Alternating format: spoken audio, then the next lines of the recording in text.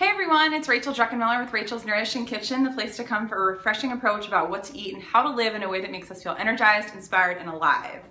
Well, I am feeling super inspired today because it's the first day of the new year. And there's a tradition that Bill and I have that we started a few years ago that I really look forward to. And what we do is we go to breakfast or brunch and we take this jar of all the things we're grateful for that we've been collecting throughout the year. So here's what it looks like. We just take this jar, and during the year we have these little sheets of paper, and as really neat, exciting, fun, cool things happen, we write them down and we put them in the jar. And then at the end of the year, really on the first day of the following year, we go through all the notes in the jar and then we write them down in this little journal. And it's super fun to just kind of reflect on all of the great things that have happened and then to look back in past years, so we can look a few years back and say, oh yeah, remember when that really cool thing happened, or we did that really fun thing.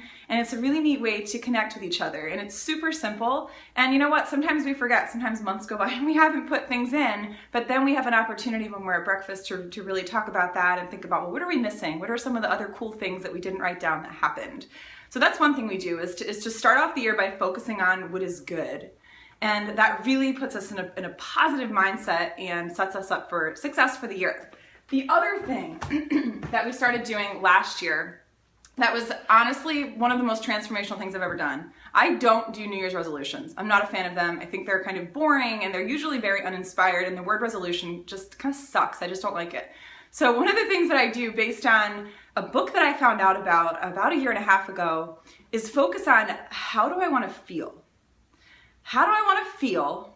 And what are the types of actions and steps that I can take to generate those feelings? And I got that idea from really the book called The Desire Map by Danielle LaPorte, and another book that she wrote that I love, that I've talked about before, that a bunch of my friends have since gotten, is called The Fire Starter Sessions. And I've loved hearing from some of you guys and kind of the epiphanies you've been having as you've been going through this book yourself. It's super cool. If you don't have it, totally buy this book. If you're looking for clarity in your life and trying to get an idea of where your talents are best suited and what's going to make you come most alive and feel intentional, get this book. So what she does is she focuses on this concept of core desired feelings. So how do we want to feel? So last year I really thought about it, spent some time thinking about it, and I came up with 5 core desired feelings, things that I wanted to feel during the year. And these were my words. So it was radiant, clarity, flowing, connected, and worthy. And when I think of what I did, was I looked up the definition of each of these words, and I thought, gosh, what do I want to do? I want to emanate. I want to bring light to wherever I go. I want to bring hope. I want to radiate everywhere I go. And then what are the types of things I can do to generate the feeling of radiance? And I thought, gosh, when I'm speaking or when I'm teaching or when I'm presenting, I feel so alive, and I feel like I'm just glowing from the inside out. So I'm going to find as many opportunities as I can this year to speak and teach and present. And I have, and it's been awesome. And not only that, but I'm going to have an opportunity, as I've shared with you guys before, to speak at a conference in Orlando in April. And I just could not be more thrilled for that.